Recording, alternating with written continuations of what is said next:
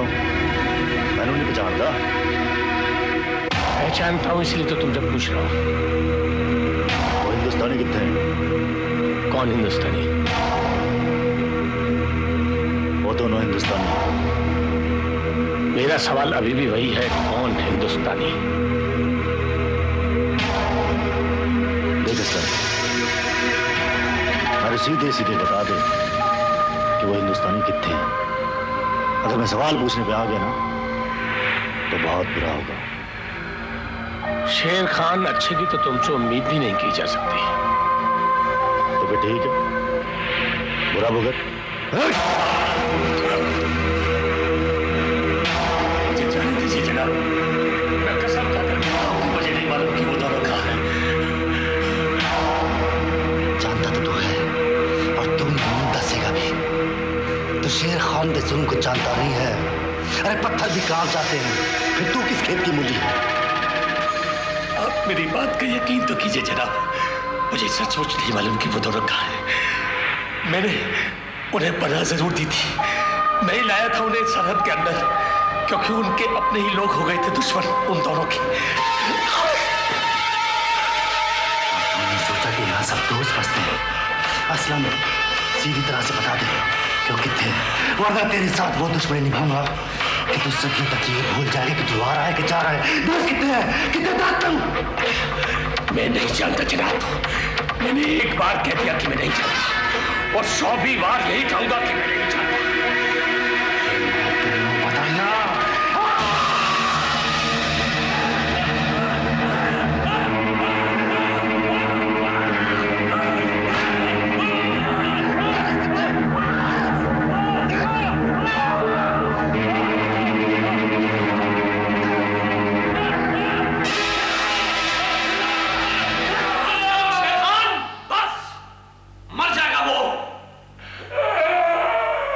चुना है जनाब, मैं इस मुल्क के ताज को जिंदा नहीं चढ़ेगा। अपने सीनियर से बात करने की तमीज तुम भूलते जा रहे हो शेर खान। ये मेरा हुक्म है कि तुम यहां से बाहर चले जाओ।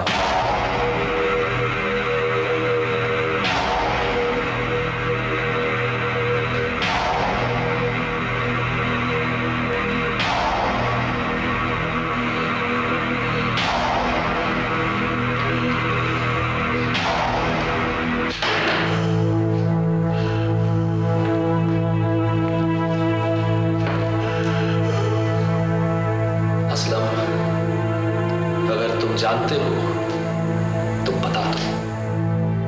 मैं कसम खाकर कहता हूं जनाब, मुझे नहीं पता।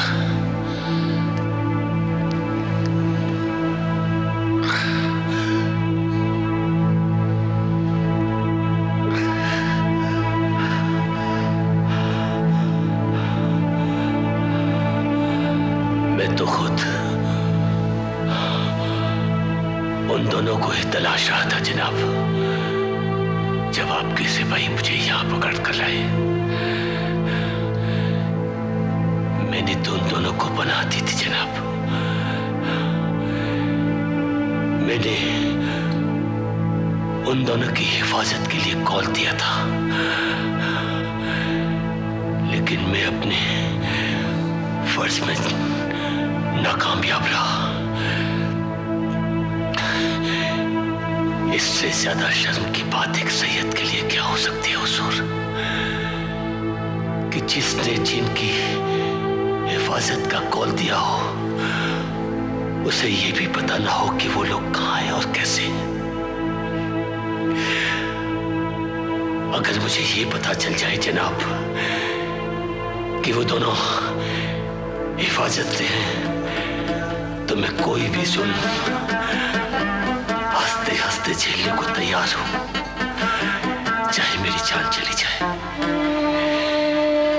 क्योंकि मेरी मौत मेरे फर्ज की राह पर होगी, अपने कॉल को बचाने के लिए होगी जनाब। असलम, मैं चाहता हूं कि मैं तुम्हारी मदद करूं, लेकिन मैं तब तक कुछ नहीं कर सकता हूं जब तक वो दोनों गिरफ्तार नहीं हो जाते। खुदा तुम्हें सलामत रखे। तुम्हारे जैसे बंदे आजकल कम ही मिलते हैं।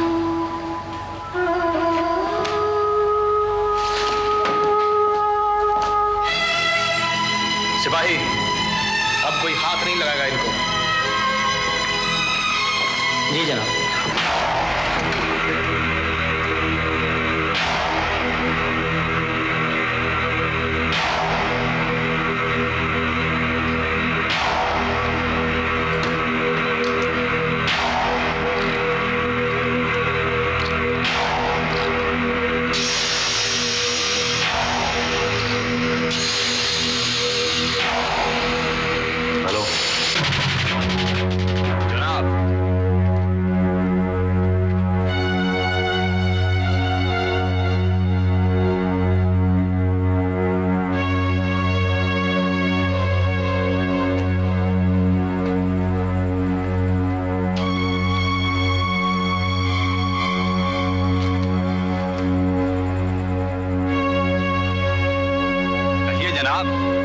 आज यहाँ कैसे बुलवा लिया? जो गल मैंने तेरे नाल करनी है वो थाने में नहीं की जा सकती। आप हुक्म करें जनाब। तू पहला मैनू ये दस कि उन हिंदुस्तानियों को कहाँ छुपा के रखा है। मुझे नहीं पता जनाब। और जनाब, असलम तो आपके कब्जे में है, आप उससे क्यों नहीं उगलवा लेते? अरे वो कुछ भागता ही नहीं है। जनाब, जब वो नहीं भगता तो मुझे कैसे पता लगेगा कि वो हिंदुस्तानी कहाँ है? जय मैंने वो हिंदुस्तानी नहीं मिले ना तो असलम को जिंदगी भर के लिए जेल में सड़ा दूंगा। नहीं जनाब, आप ऐसा कैसे कर सकते हैं? असलम ने ताउम्र आपकी खिदमत की है। अजी, उसकी खिदमत का ये सिला तो ना दीजिए उसे। वो हिंदुस्तानी मुझे हर कीमत पर चाहिए। इनायत अली से बड़ा ऑफिसर बनने के लिए मुझे उन काफिरों को पकड़ना ही है। और ये बात असलम समझता नहीं है। वो समझेगा भी नहीं। सैयद की औलाद जो है वो दिल का ज्यादा इस्तेमाल करता है, दिमाग का नहीं। और तू तो समझता है ना। जनाब, आप समझाएंगे और मैं नहीं समझूंगा, ऐसे कैसे हो सकता है?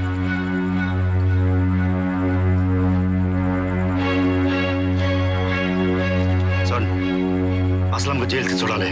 कमाल करते हैं आप भी। असलम को आपने कैद किया हुआ है और मुझसे कहते हैं छुड़ा दे। अजी जनाब, ऐसी कोई बात है तो आप क्यों नहीं छोड़ देते उसे? क्योंकि मैं जानता हूँ कि असलम जब थाने से छूटे तो हम उसका पीछा करें। वो हिंदुस्तानी से जाकर जरूर मिले और हमने पढ़ लिया। अगर मैं उन्हें छाड़ता तो वो उन हिंदुस्तानी से जाकर नहीं मिलेगा। और जय, तुम हमला करके छुड़ाओगे तो उनसे जरूर मिलेगा और हम उन हिंदुस्तानी को फाड़ लेंगे और उसको शक भी नहीं कि इसमें हमारी साजिश है। हाँ जनाब, बहुत तगड़ा सोचते हैं आप। तो फिर आज रात को हमला बोलो और असलम को छुड़ा लो। नाजिब, असलम खुदा का नेक बंदा है और उसने उन लोगों को कॉल दिया है कि वो उनकी जान बचाएगा। आप चाहते हैं कि मैं उसकी कॉल तोड़वा दूं, वो भी धोखाधड़ी से? खुदा को क्या मुंह दिखाऊंगा? ना जनाब, मुझसे नहीं होगा। आप किसी और से करवा लें। ये काम तो अड्डे अलावा कोई और नहीं कर सकता। और मैं करूंगा नहीं। शेर खान को इनकार बहुत भारी पड़ेगा, इतना भारी कि उसके बोझ की तरह दबकर मर जाओगे। जनाब, आप मुझे धमकी दे रहे हैं। इसे धमकी समझो, हुक्म समझो, इल्तिजा समझो या जो मर्जी समझो, लेकिन ये काम तुमने करना ही है।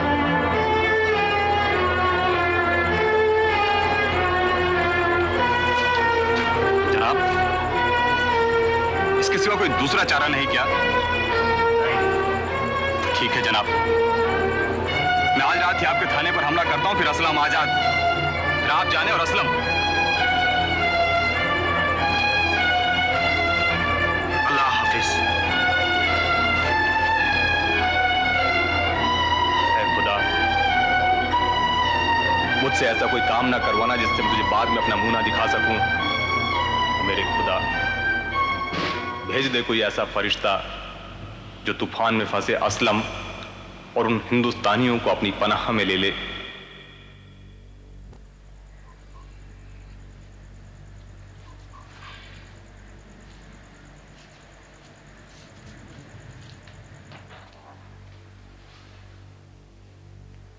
रामुड़ा,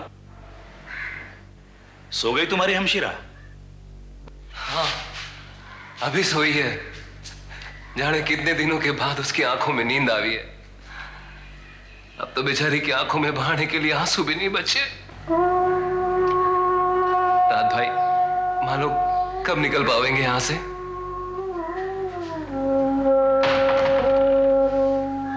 अभी कुछ दिन और नहीं। रात भाई, अगर आपका साथ नहीं होता ना, जाने आज वहां लोगों का क्या ही हाल होता। क्यों होता भाई? ऊपर वाला जब किसी को कोई मुसीबत देता है ना, तो उससे पहले उसका हल बना देता है। बस मैं किसी ट्रक वाले का इंतजार कर रहा हूं जो अपनी जान पहचान वाला हो, उसके साथ में तुम लोगों को भेज सकूं। रात भाई, अरे ऊपर वाले की बड़ी रहमत होगी रात भाई, जो तुम वहां लोगों के बारे में इतना सोचते हो। मेहर तो कभी नहीं हुई उस ऊपर वाले की। एक बार गांव में अकाल पड़ा था, मुल्तान का ऊपरी इलाका। मेरा छोटा सा बच्चा बगैर दूध के बिलक बिलक के मर गया, और मेरी बीवी उसके बगैर एक पल भी नहीं जी पाई। एक वो दिन था और एक आज का दिन। मैं तब से लोगों को खाना बना बना के खिला रहा हूं। यही मेरी खिदमत है उस परवरदिगार की इतनी बड़ी कायनात में। यही मेरी खिदमत है। रात भाई, जब तक दूसरे का दुख नहीं जाने ना, तो लगता है कि अपना ही दुख कितना बड़ा है। लेकिन जब दूसरे का दुख जाने, तब महसूस होता है कि दुनिया में कितने गम है और अपना दुख कितना कम है। अब थारे कोई ले लो ना, अपने सीने में इतने सारे गम छिपा कर भी थे मां लोगों के आंसू पोंछ रहे हो। रात भाई, ते तुम्हारे को इंसान के भेष में फरिश्ते लगते हो। नहीं भाई, इतना बड़ा कुफ्र न करवाओ। मैं एक अच्छा इंसान ही बन जाऊं तो बहुत है मेरे लिए। घर छोड़ो, कि बताओ गांव में और कौन कौन है तुम्हारे? बस एक भेड़ है जिसकी शादी अच्छे घराने में कराने की चाहत ने आज इस मुसीबत में लाकर खड़ा कर दिया। और एक माँ है, जाने कहां होगी, जाने कहां कहां तलाशती फिरती है वो लोग की माँ लोगों को।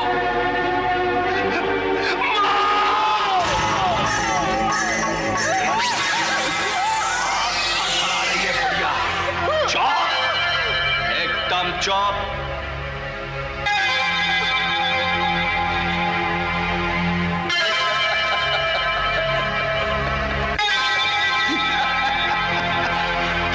अरे विक्रम सिंह के आगे याद क्या है कि छोरी भी बहुत फड़फड़ाती थी। बस एक बार वो हमारे हाथ लग जाए। अरे लग जाएगी बन्ना, पल्लवी भी हाथ लग जाएगी।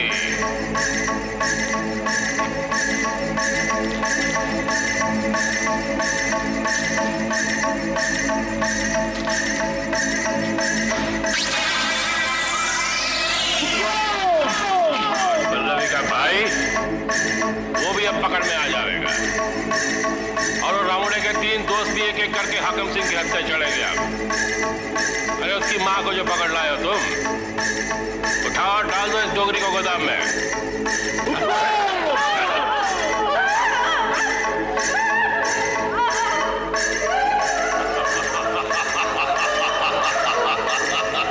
अब तो समझ लो बन गए हम भी नेता।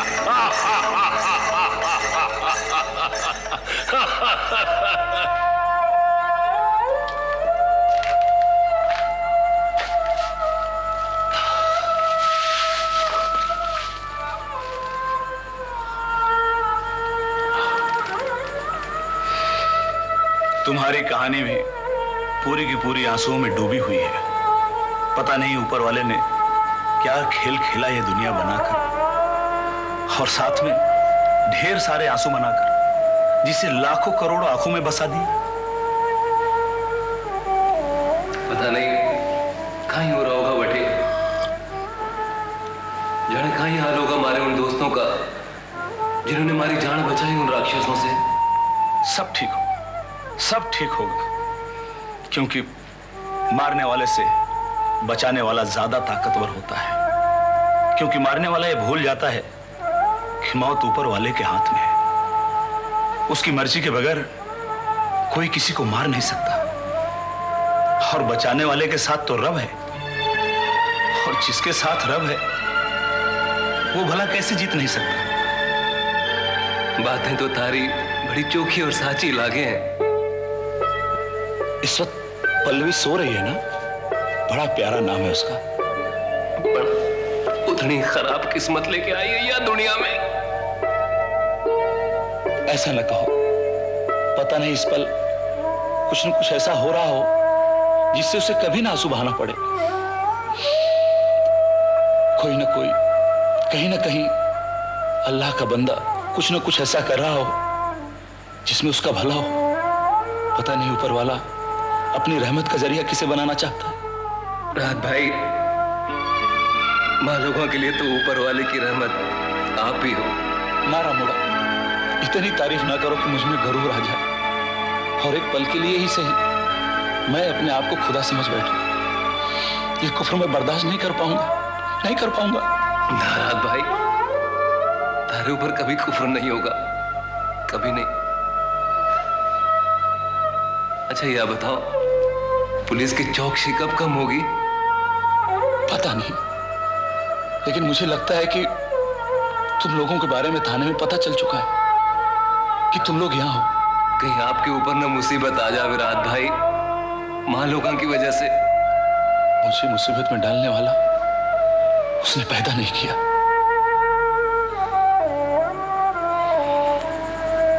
आप तो बंदे हो खुदा के, पर उनका कहीं होगा जिनसे ऊपर वाला हमेशा के लिए रूठा हुआ है।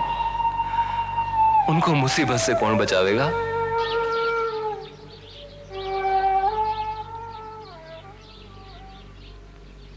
दादाजी,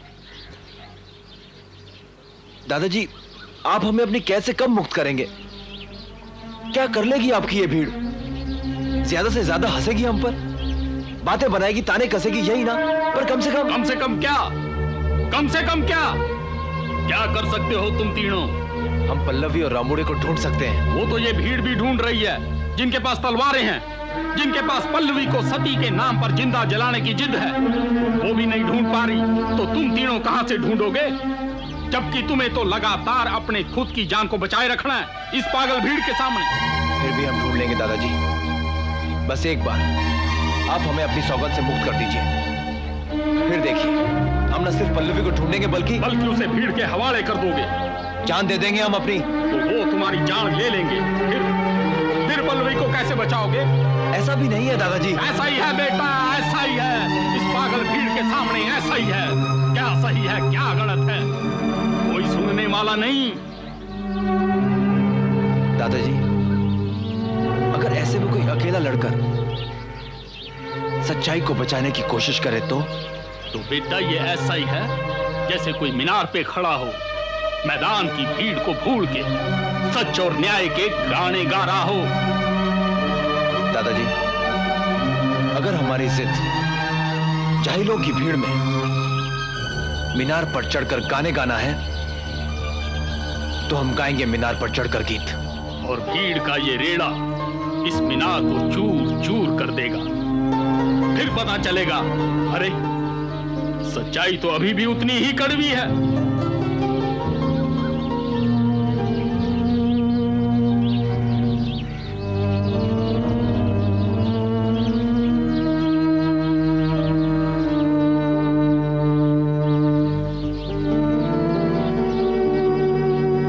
ऐसा क्यों कर रहे हो बेटा?